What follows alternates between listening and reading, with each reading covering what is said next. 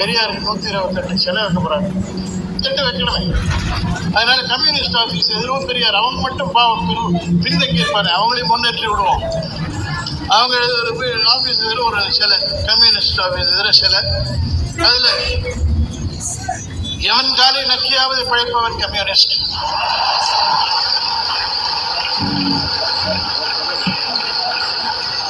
அயோக்கியர்கள், பித்தலாட்டக்காரர்கள், கலகக்காரர்களை கொண்டதுதான் communist கட்சி. இதெல்லாம் அவருடைய பொன்மொழிகள். இதெல்லாம் அங்கே எழுதி வைக்கலாமே. மக்கள் வணக்கம்.